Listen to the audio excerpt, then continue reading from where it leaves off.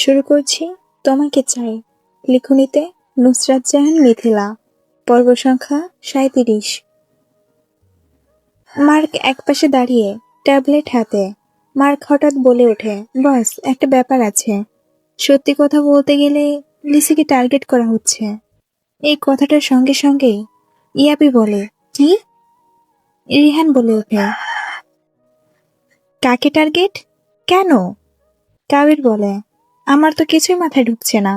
ঈশান একটু সামনে ঝুঁকে বলে, লিসি তো আমাদের বোন, ওর তো কোনো সম্পর্ক নেই এসবের সাথে, তাহলে ওকে কেন? কিরিস ধীরে চোখ তোলে, একটা দীর্ঘশ্বাস নেয়।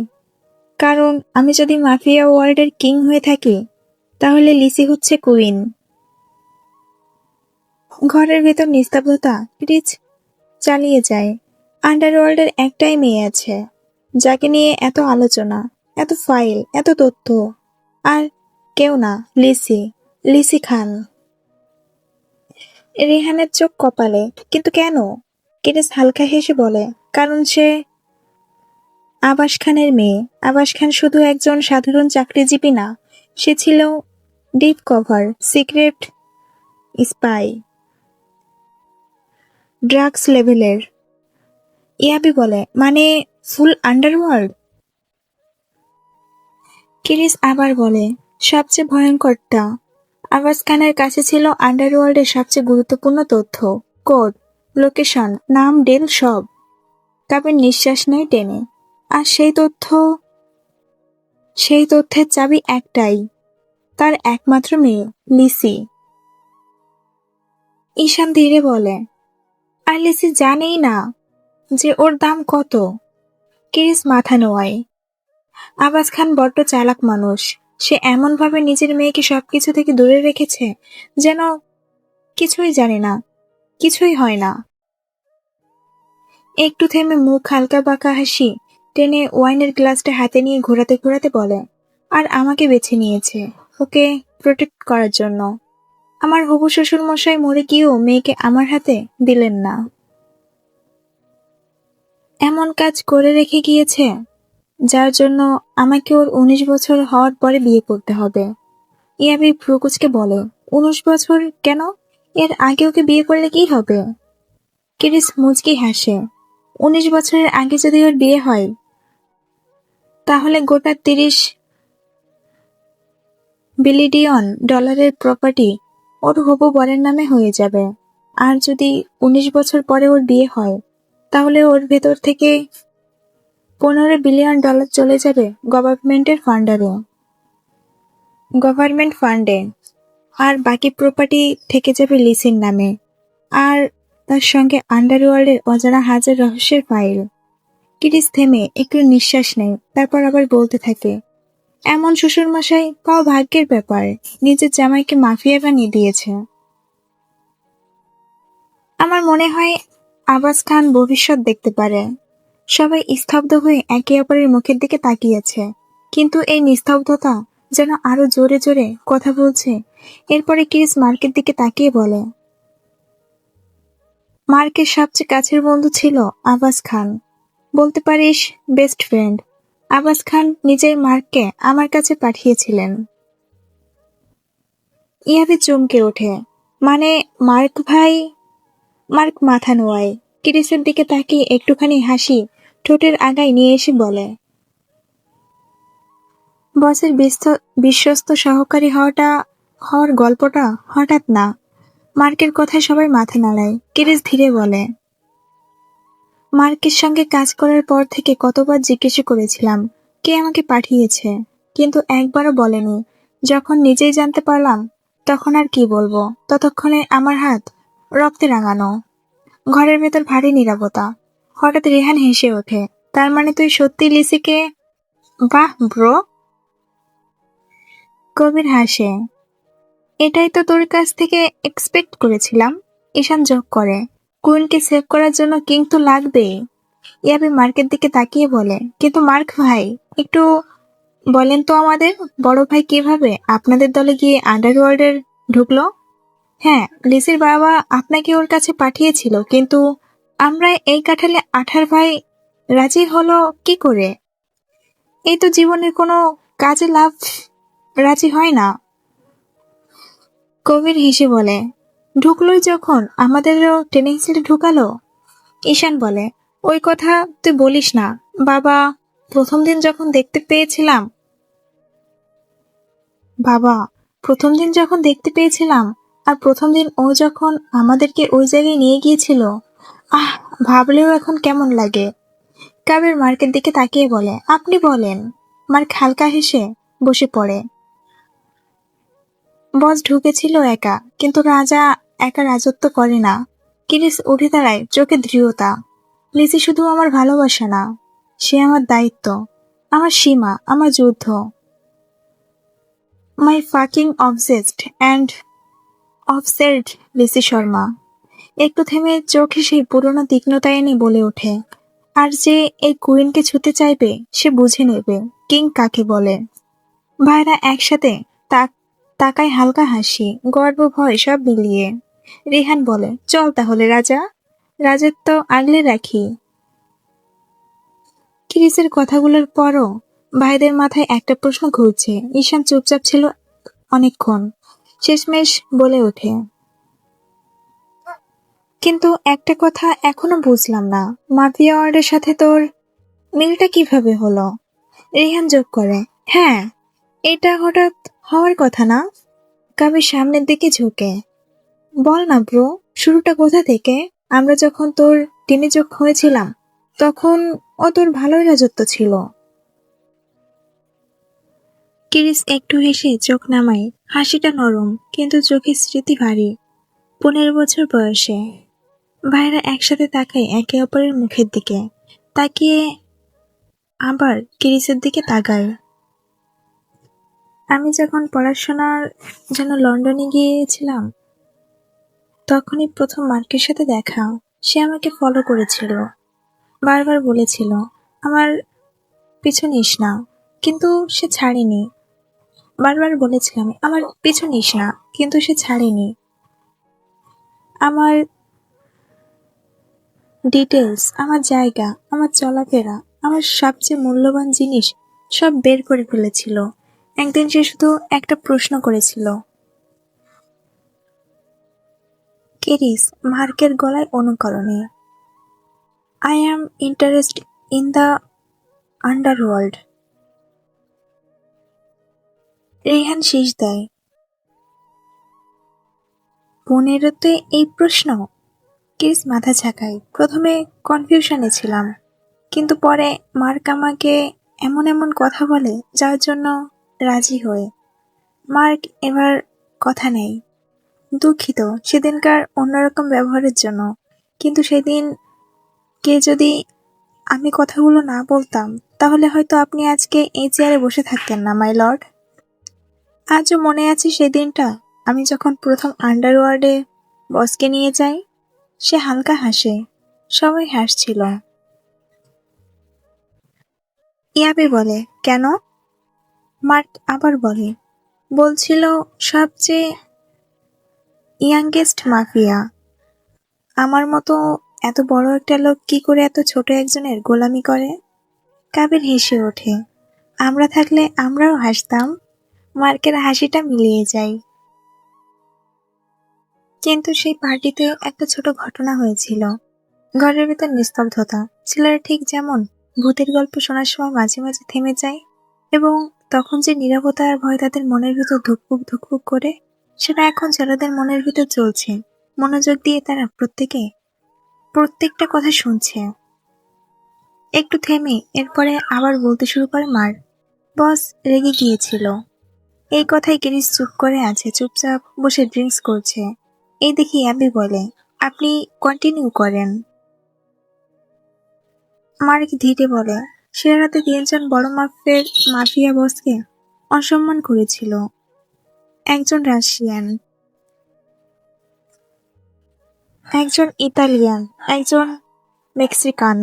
15 বছরের একটা ছেলে যখন চুপচাপ দাঁড়িয়ে থাকে আর তারপর তাদের অফার করা অস্ত্রের মধ্য থেকে দা তুলে নিয়ে তাদের গলায় বসায় এবং একজনের পর একজনকে হত্যা করতে থাকে, তখন রিয়াকশন কেমন হয় বলতে হয় না? ওদেরকে মারার পর বসের পুরো গায়ে রক্ত মেখে গিয়েছিল, কিন্তু ভয় ছিটে ফোটাও তার চোখে ছিল না। চুপচাপ এসে আবার নিজের জায়গায় বসেছিল বসেছিল, যেটা দেখে আশেপাশে বাকি মাফিয়ারা একটু হলেও বুঝতে পেরেছিল কে এসেছে এই সাম্রাজ্যে। সেদিন থেকেই নামটা বদলে যায়। মার্ক স্পষ্ট করে বলে, কিরিস, মানে ইউকে, আন্ডারওয়ার্ল্ডের কিং। ঈশান ফিসফিস করে, শিট। কাবির অবাক হয়ে তাকিয়ে, বাহ ব্রো, তুই তো সেই। এই গল্প দিয়ে তো খুব একটা মুভি হয়ে যাবে। আর যাতে তুই অ্যাক্টিং করলে সোশ্যাল ওয়ার্ড অবশ্যই পেয়ে যাবি। রিহান বলে, বুঝলাম। কেন আজ কেউ তোর চোখে চোখ রেখে কথা বলে না? ইয়াবি মাথা নাড়ে। আর এখনো সেই প্রথা চলছে? কিরিস উঠে দাঁড়ায়, আলোটা তার মুখে পড়ে। ভয়টা আমি তৈরি করিনি, ওরা নিজেরাই শিখেছে। আর এখন এই রাজত্ব শুধু আমার না। মার্ক এবং ভাইদের দিকে তাকাই। কাবির দাঁড়িয়ে বলে, তাহলে চল লেজেন্ডের পাশে দাঁড়াই। ভাইয়েরা সবাই হেসে ওঠে। কিছুক্ষণ পরে যেখানে রাজত্বের রাত শেষ হয়ে বাড়ির নীরবতা শুরু হয়, গাড়ির কনভয় ধীরে ধীরে শহরের আলো পেরিয়ে বাড়ির দিকে আসে। কোনো গান নেই, কোনো কথা নেই, শুধু ইঞ্জিনের শব্দ আর জানালার বাইরে ছুঁয়ে যাওয়া রাত। পিছনের সিটে কিরিস বসে আছে, চোখ বন্ধ, কিন্তু ঘুম নেই। মুখে সেই নির্লিপ্ত ভাব যেটা যুদ্ধ শেষে আসে। রিহান একবার তাকায়, কিছু বলতে গিয়েও চুপ করে যায়। কাবির ফিসফিস করে, আজকে অনেক কিছু জানলাম। ঈশান শুধু বলে, হ্যাঁ। গাড়ি বাড়ির গেটের সামনে থামে, সবাই নেমে পড়ে। রাত অনেক গভীর। ভেতরে ঢুকতেই পরিচিত নীরবতা। পরিবার ঘুমিয়ে পড়েছে। কিরিস সিঁড়ির নিচে দাঁড়িয়ে এক মুহূর্ত থামে। ওপরে দিকে করিডোরে তাকায়। লিসির ঘরে আলো নিভে আছে। এক সেকেন্ডের জন্য তার চোখ নরম হয়, তারপর কিছুই না। সবাই নিজের নিজের রুমে চলে যায়। দরজা বন্ধ হয় একে একে। লাইট নিভে যায়। বাড়িটা ঘুমিয়ে পড়ে অজান্তেই। কিন্তু এই বাড়ির এক বাসিন্দা জানে, আজ রাতটা সাধারণ রাত না। আরেকটা যুদ্ধ শেষ হয়েছে, আরেকটা শুরু হওয়ার অপেক্ষায়। রাত আরো গভীর হয়, সবাই ঘুমায়। সকালটা একদম স্বাভাবিক। ডাইনিং টেবিলে নাস্তার গন্ধ, হালকা কথাবার্তা, হাসি। সবাই যেন যে যার মতো খেয়ে নিচ্ছে। ছেলেরা অফিসে যাওয়ার জন্য রেডি। কাবির রিহান টাই ঠিক করছে, ঘড়ি পড়ছে। কিপিসে পুরো তৈরি। ডার্ক শার্ট, সিল্ক একটু গুটানো, চেহারায় সেই চিরচেনা সিরিয়াস ভাব, কিন্তু চোখে আজ অদ্ভুত একটা উষ্ণতা। সে সিঁড়ি দিয়ে নিচে নামতে শুরু করে। ঠিক তখনই ওপর থেকে লিসিও নামছে, সাদা হালকা রঙের গাউন পরা, চুল আলতো করে বাঁধা। সকালবেলা লিসিকে আরো নরম লাগছে। ক্রিস এক ঝলকে তাকিয়ে থেমে যায়। পরের মুহূর্তে সিঁড়ির পাশে দেওয়ালের কাছে লিসিকে থামিয়ে দেয়। দুই হাত দেওয়ালের দুপাশে রাখে, মাঝখানে লিসি। হঠাৎ করে যেন বন্দী হয়ে যায় তার মাঝখানে। লিসি চমকে উঠে বলে, ভাইয়া, নিচে সবাই। কিরিস নিচু গলায় চোখে দুষ্টু হাসি দিয়ে বলে, এখন কেউ নেই। লিসি চোখ নামিয়ে নেয়। কিরিস আবার বলে, একটা নতুন নিয়ম করেছি, সারা রাত আমি ভেবে ঠিক করেছি। লিসি বলে, কি নিয়ম? কিরিস একটু ঝুঁকে আসে, এখন থেকে অফিসে যাওয়ার আগে একটা কিস না পেলে আমি যাব না। লিসি লজ্জায় ফিসফিস করে, এসব কি বলছেন? না, দিতে পারবো না। কিরিস বলে, বারণ করলেও চলবে না। লিসি কিছু বলার আগেই কিরিস আলতো করে তার ঠোঁটে একটা ছোট্ট লিপ কিস দেয়। খুব অল্প, কিন্তু যথেষ্ট। লিসি থমকে যায়। কিরিস কপালে ঠেকিয়ে কপাল রেখে বলে, আরে, এ তো দেখছি রসগোল্লার থেকেও মিষ্টি। এত মিষ্টি ঠোঁট কেন তোমার? এই, আপনি চুপ করুন, কি সব বলছেন? কিরিস লিসির কাছে আরো ঝুঁকে এসে সিরিয়াস ভাবে বলে, শোনো লিসি, এবার থেকে যদি সকালে কিস না দাও। সে চোখ তুলে তাকায়। কিরিস হালকা হুমকি, হালকা হাসি নিয়ে বলে, আমি প্রমিস করছি, তুমি নিজে সবার সঙ্গে বসে থাকলেও আমি ওখানে এসে কিস করে চলে যাব। এটা কিন্তু তোমার জন্য বিপজ্জনক। লিসির চোখ বড় হয়ে যায়, মুখের কথা হারিয়ে ফেলেছে। এখন শুধু ভাবছে, কিরিস এত নির্লজ্জ হলো কবে থেকে। কিরিস বলে, প্রতিদিন সকালে আমার ঘরে এসে একটা মর্নিং কিস আর অফিসে যাওয়ার আগে একটা গুড বাই কিস, ডিল? লিসি মুখ লাল করে বলে, আপনি একদম। কিরিস হেসে ওঠে, দেওয়াল থেকে হাত সরিয়ে লিসির কোমর জড়িয়ে নিজের কাছে টেনে নিয়ে আবার লিসির ঠোঁটে কিস করতে থাকে। এবার আরো তীব্রভাবে। লিসি চেয়েও কিছু করতে পারছে না। কিরিস নিজের এক হাত দিয়ে লিসির হাত ধরে রেখেছে। লিসিকে ছেড়ে দিয়ে ঠোঁটে বাইট করে বলে, ভীষণ মিষ্টি, আর এমন মিষ্টি আমার প্রতিদিন লাগবে। লিসি কিছু বলার আগেই কিরিস সরে যায়, কোটটা কাঁধে ফেলে সিঁড়িতে নামতে থাকে। একটু আবার লিসির দিকে ফিরে বলে, এখন অফিসে যাচ্ছি, ভেবে নিও নিয়মটা মানবে কিনা। কিরিস নিচে চলে যায়। লিসি নিজের ঠোঁটে হাত দিয়ে বলে, নির্লজ্জ বেটা লোক, ভীষণ মিষ্টি। বেশি মিষ্টি খেলে ডায়াবেটিক্স হয়, তা জানেন না নাকি? বলে লিসি সিঁড়ির উপর দিকে তাকায়। সিঁড়ির উপরের প্রান্তে দাঁড়িয়ে আছে সুরভি, চোখ বড় বড়। হাতে থাকা চায়ের কাপ মুখে আর উঠছে না, অবাকের শেষ সীমানায় দাঁড়িয়ে আছে। পুরো সিনটা দেখে ফেলেছে। সুরভি হতভম্ব, কোনো রকমে মুখ থেকে কথা বের করে বলে, ও ও ওকে, ঠিক আছে, আমি কিছু দেখিনি, কিছুই না। লিসি সুরভির কাছে দৌড়ে গিয়ে বলে, না না, এমন কিছু না, ভুল বুঝছো। সুরভি হাত তুলে বলে, আরে বাবা, মেনে নিয়েছি, মানে কখনো এটা আশা করিনি তো, তাই একটু শকড হয়ে গিয়েছিলাম। এতটা রোমান্টিক আমাদের বড় ভাই, সেটা আমার জানা ছিল না। আচ্ছা ঠিক আছে, এত ঘাবড়াস কেন? একটু দুষ্টু হেসে যোগ করে লিসির গালে হাতে হালকা টেনে বলে, সকাল সকাল যা দেখলাম সেটা তো খারাপ না। এরকম সিন প্রত্যেকদিন দেখতে পারলে তো ভালোই হয়। আমি মেনে নিয়েছি তোকে আমার হৃদয়, বড় ভাবির জায়গায় বসিয়ে দিয়েছি। লিসি লজ্জায় মুখ ঢেকে ফেলে। নিচে গাড়ির শব্দ শোনা যায়, কিরিস বেরিয়ে যাচ্ছে। সিঁড়ির ওপর দাঁড়িয়ে থাকা লিসির ঠোঁটে অজান্তে একটা ছোট হাসি লেগে থাকে। সুরভি আর লিসি একসাথে নিচে নামে। সকাল ঠিক ৯:৩০।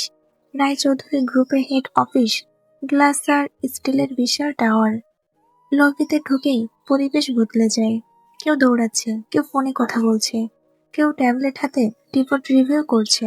হঠাৎ, good morning sir. Morning sir. CO sir আসছেন। একটার পর একটা কণ্ঠ। ক্রিস লিফট থেকে বের হয়। তার পোশাক আর চলাফেরা বরাবরই চোখে পড়ার মতো। চেহারায় কোনো তাড়া নেই, কিন্তু উপস্থিতিতে চাপ। মার্ক পাশে হাঁটছে, হাতে আইপ্যাড।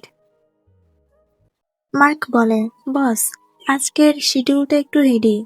10টায় বোর্ড মিটিং, 11:30টায় সিঙ্গাপুরের কল, দুপুরে ফাইনালস টিম। ক্রিস হাঁটতে হাঁটতেই বলে, সিঙ্গাপুরের ডেলটা হ্যান্ডেল রেখো। টাইমস আবার রিভাইজ চাই। মার্ক থামে না, নোট নেয়। ঠিক আছে। ক্রিস নিজের কেবিনে ঢোকে। পুরো ফ্লোর জুড়ে কাচের দেওয়াল।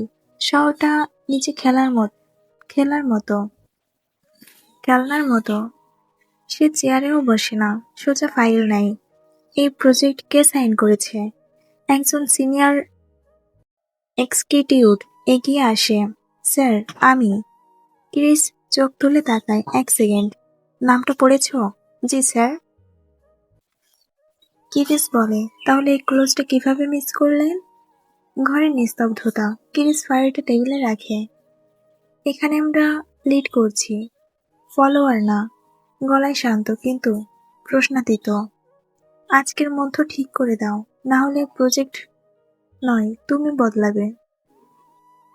কেউ তর্ক করে না, কেউ প্রশ্ন করে না। সবাই জানে এই মানুষটার সিদ্ধান্ত নেয়, আর সেই সিদ্ধান্তই শেষ কথা। মার্ক হালকা করে বলে, বস, মিডিয়ার ইন্টারভিউটা? ক্রিস চেয়ার টেনে বসে, ল্যাপটপ খুলে। ক্যান্সেল। আজ কাজের কথা বলবে, আমি না। বোর্ড মিটিং শুরু হয়। স্ক্রিনে গ্রাফ, নাম্বার, প্রেজেন্টেশন, সবাই কথা বলছে। ক্রিস চুপচাপ শুনছে। হঠাৎ এই গ্রোথটা রিয়েল না। একজন ডিরেক্টর চমকে ওঠে। মানে স্যার? ক্রিস বলে, এটা শর্ট টার্ম, আমি লং টার্ম চাই। স্ক্রিনে নিজেই কলম দিয়ে চিহ্ন টানে। এখানে কাটা, এখানে কাট, এখানে ইনভেস্ট। আর এই ডিপার্টমেন্টের নতুন হেড। সবাই শুধু মাথা নেড়ে নেয়। মিটিং শেষ, লোকজন বেরিয়ে যায়। ক্রিস একা বসে কফিতে চুমুক দেয়। মার্ক বলে, বস, আপনি চাইলে আজ একটু স্লো নিতে পারতেন। ক্রিস জানালার বাইরে তাকায়। শহরের কোলাহল। এক সেকেন্ডের জন্য তার চোখে নরম হয়, তারপর আবার কঠিন। রাজা ব্যস্ত না থাকলে রাজত্ব থাকে না, মার্ক। মার্ক হালকা হাসে। ঠিকই বলেছেন, মাই লর্ড। ক্রিস চেয়ার থেকে উঠে দাঁড়ায়। আজকের দিন শুধু কাজের, কিন্তু তার মন কোথাও অন্যখানে আটকে আছে। একটু পরে আবার ক্রিস তার চেয়ারে বসে।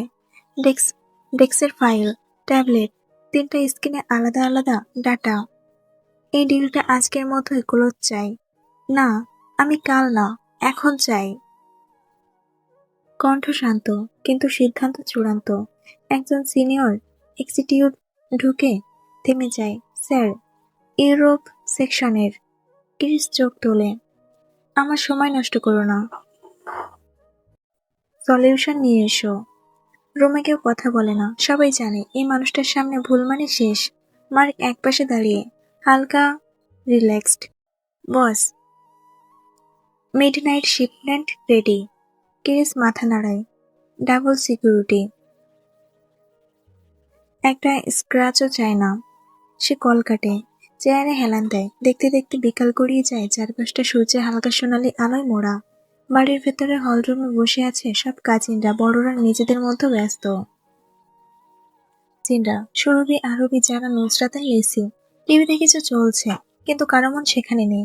সুরভি হঠাৎ লিসির দিকে তাকিয়ে দুষ্টু হাসে। এই লিসি, আজকাল তুই খুব সিরিয়াস হয়ে যাচ্ছিস। সিরিয়াস হয়ে গেছিস না?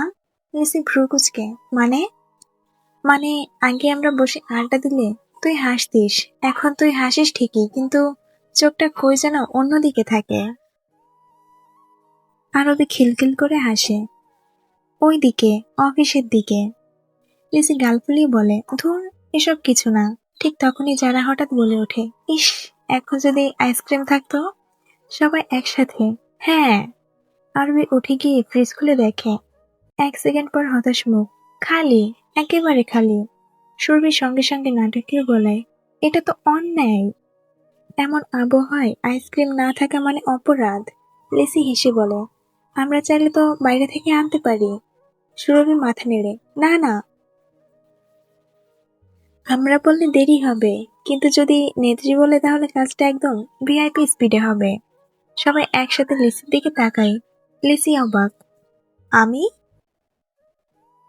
যারা বলে, কিরিস ভাইয়ের কাছে ফোন দাও, কারণ উনি একমাত্র ব্যক্তি যে কম সময়ে এই কাজটা করতে পারবে। নুসরাত বলে, কিন্তু ফোন করবে কে? সুরভি বলে, লিসি, কারণ লিসি আমাদের ছোট বোন। ও বললে নিশ্চয়ই কিরিস পাঠিয়ে দেবে, তাই না লিসি? লিসি মুখ নিচু করে চুপ করে আছে। এরা যে ইচ্ছা করে এটা করছে এটা বুঝতে বাকি নেই। আরবি কানে কানে বলে, তুই না বললে কিরিস করবে না, আর তুই বললে সে অফিস উল্টে ফেলবে। নে নে, ফোন কর। লিসি একটু লজ্জা পেয়ে ফোনটা হাতে নেয়। একটু থেমে ডায়াল করে। অফিসে কিরিস, গ্লাস অল কেবিন। সামনে বড় টেবিল, ফাইল, ল্যাপটপ। মার্ক পাশে দাঁড়িয়ে সবকিছু বোঝাচ্ছে। ঠিক তখনই ফোন ভাইব্রেট করে। ক্রিস স্ক্রিন দেখে মুহূর্তে সব থামায়। Mark, 1 minute. ফোন ধরে, হ্যাঁ।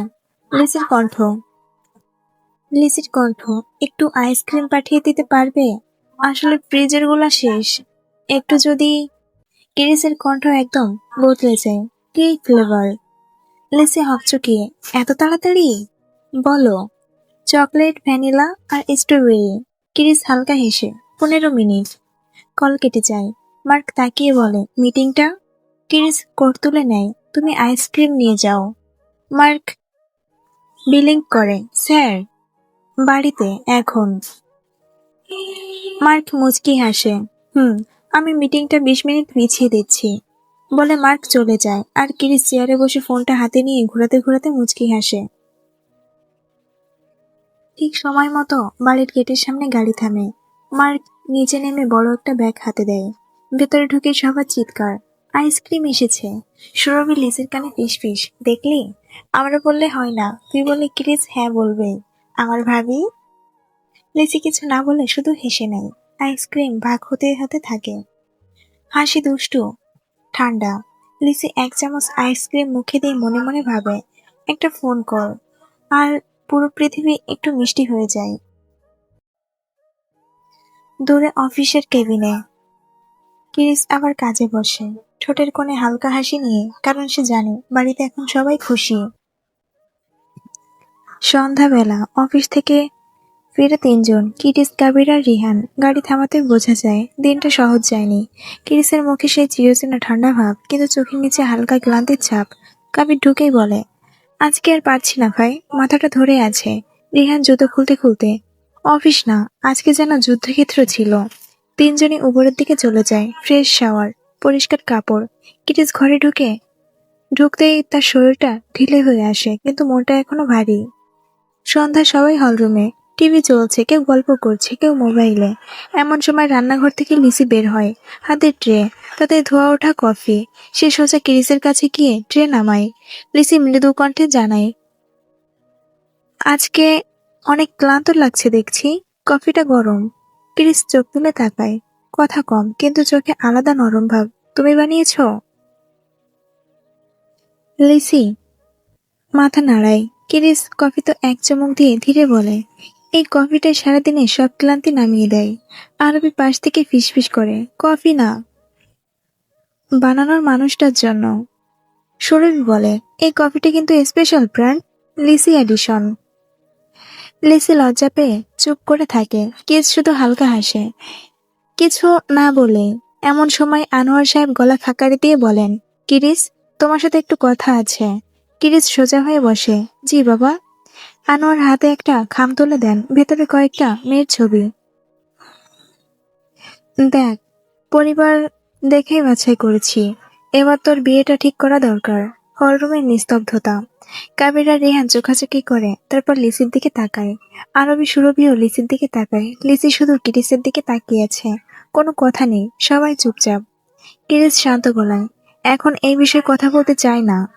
আনোয়ার একটু জোটে, সবসময় এই একটাই কথা বলিস, তোর বয়স কম নয়।